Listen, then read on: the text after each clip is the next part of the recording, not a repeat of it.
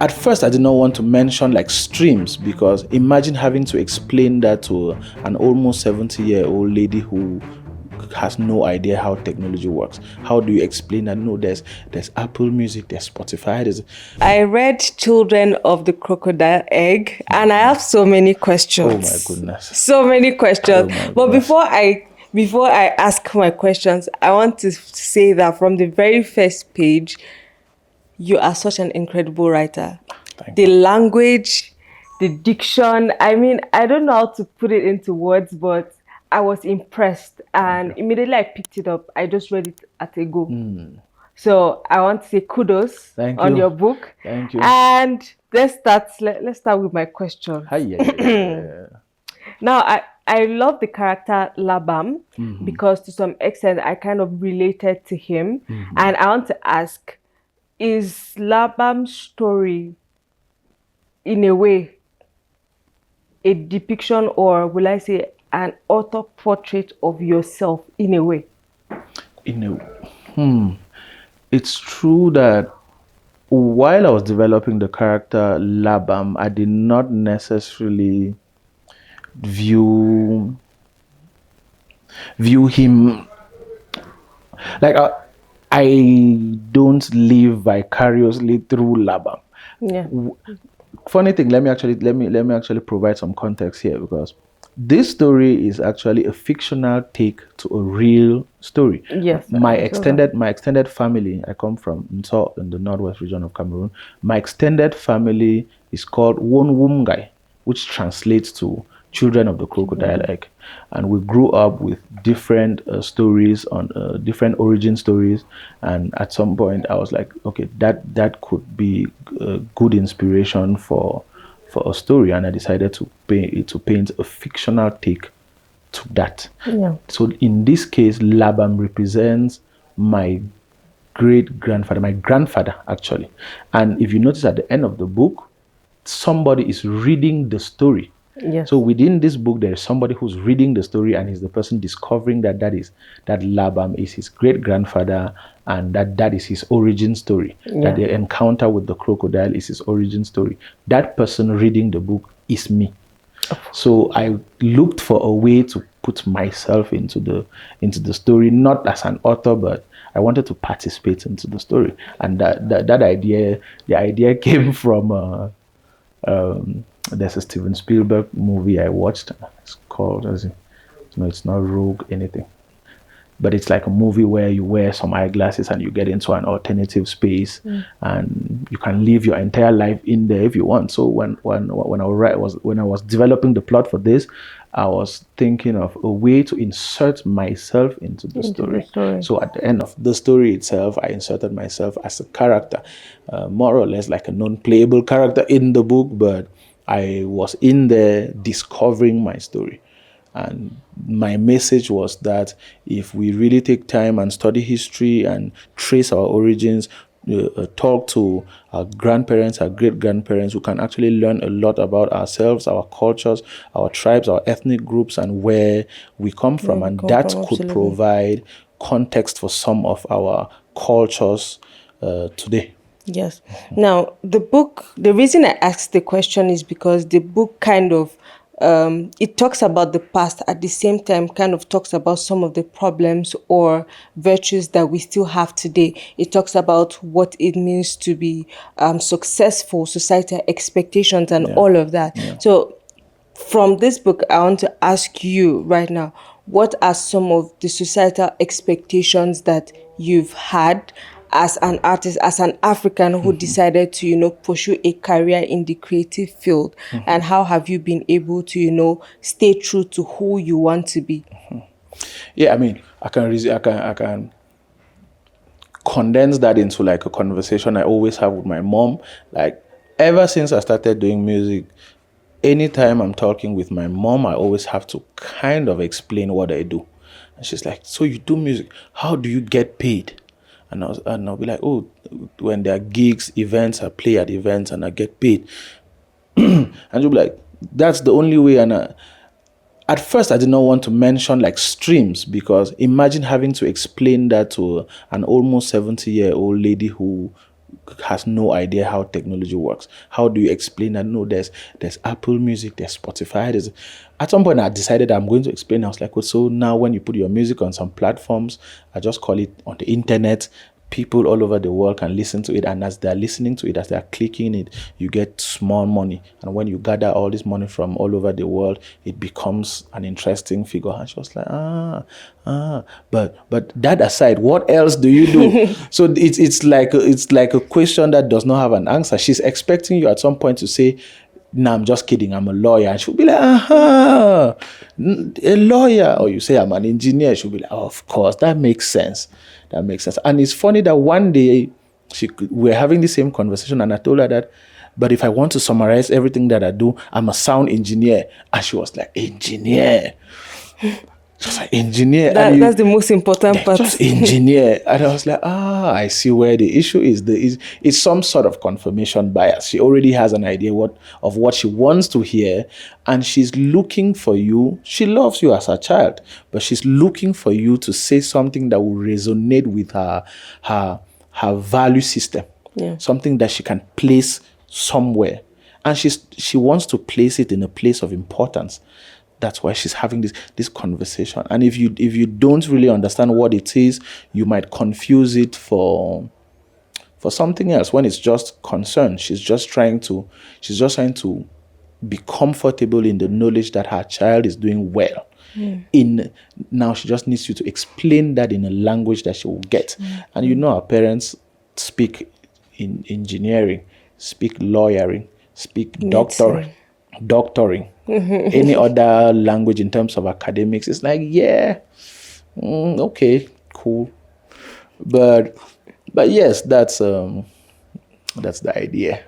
Now, the story in summary talks about, the man who, his father had a great life, and everybody expected that after his father is going to take up the mantle to be the greatest hunter. But every time there was this, he was having this struggle with his mind about who he wanted to be and whether he wanted to, continue being who people expected him to be.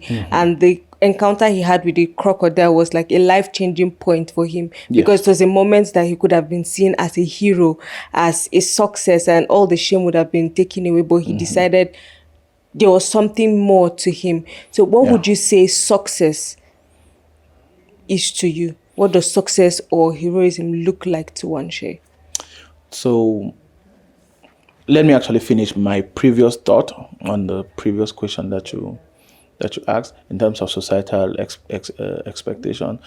That anecdote about my mom was just me trying to say that at times society is expecting what they want. They have a goal, they have an idea of what they expect, and they expect you to fit into that goal. Like, our parents want you to be rich, but they want you to be rich through a process that they recognize, that they can trace. And that's like, you can already tell that it's an intersection of cultures and eras, because of generations actually, where an old generation does not necessarily understand the economic dynamics of the newer generation, and that's why it's always difficult to be able to communicate with them properly about that. But now I think after some time, especially after the book, my mom kind of understands what I do now, because she saw the book and she was like, so you write. It makes sense. You're a writer. And that makes sense to her. So I was like, okay, so you just needed me to do something that you can see physically. Because to have music is like, it's not a tangible thing. I need to be able to see what you create or what you're doing. If you're a doctor, I know that you operate on people, like there's contact. So they're looking for that contact. And now, in terms of success, and what I was trying to do in the book was just paint a much more comprehensive but complex picture of success, because we tend to define success without nuance. And it's not a thing that you can box, because success means different things to different people. Like somebody who's worth 10,000 francs CFA, if they suddenly make 500,000 francs, that is success. You can do that with any amount of money. Somebody who has not been able to conceive a child, if they suddenly are able to, that is success in their eyes. But success means different things to different people. And in the book, I was trying to paint a picture where somebody is provided with what we would consider traditional success. Like, you've been going through this situation, you've not been doing well as a man, as a head of family, there are responsibilities that you have to take care of. You've been failing the role of failing your role as a man in society. Then all of a sudden you get presented a beautiful, ready-made opportunity to scale up, to make it in life, as we'd call it, and you choose to do something else. You choose to rather look at it from a different perspective. You choose to rather see your suffering in the suffering of another species. You choose to rather identify with a need that is not yours. You choose self-sacrifice. You choose servitude. You choose to do something good despite the discomfort. And it's not necessarily true that at the end of the day, when you choose that, you will be rewarded for it. But I was just trying to paint the fact that that is an option. You can be presented a situation and you choose to choose sacrifice, like Jesus, kind of. So my question is, what if nothing happened after he let the crocodile go? Same thing. Like, to me, the ending, the result is not actually important. The result is not actually it's important. It's actually the action you take. Yes, because it is not the result that changed him. Yes. It is that action that changed him, that influenced him. And I believe that even after that action, he would have found some form of success, some form of happiness, some form of achievement, because he had unblocked a certain part of himself. Absolutely. He had learned how to live with himself. And with that confidence, that self-assurance, that knowledge that it's fine, I have done my best, I too deserve good things, and I can be proud that I sympathize with other people. Good things will come to you. The world is not a stupid place. Good things will come to you. So his success happened when he was able to put himself in the crocodile's shoes. That is a very weird thing to say. That is a very weird thing to say. Like, crocodile wearing like some nice Crocs. I mean, that makes sense. Crocodile wearing Crocs makes sense. So it was the success happened at that point when he realized that, and there was a mindset change. There was a mindset shift. And with that, you can achieve anything. You can achieve anything. That's just like that's the boundary between I cannot and I can. Absolutely. Yeah. And I think this book came in timely because we live in a society where there's so much pressure, and every young person it's all about, I have to make it, or I have to blow. Especially as creatives, we're having more creative jobs, and everybody's about, let's make it fast, let's get the money, let's get the recognition, and nobody is all about, what do I have to, put in, what's the effort I have to put in, and what is the sacrifice I have to make, and also, who am I? Because I think that also answered that question. He had been struggling with who he was. Yes. And I think that interaction alone helped him to come to terms with who he was, be comfortable. I think that point, to me, even if I had ended the book at that point, I would have still been happy, because there was so much to have learned from just that interaction. Yeah. And even though he knew that there were going to be consequences, people were not going to believe him. Who was going to hear that he let a crocodile go? Are you okay? Yeah. That was your chance for people to, see you and say, oh, at least you are not ashamed to your family. Absolutely. And I think even families contribute to that whole pressure of, you came from, your father was this, so you should, continue the family legacy.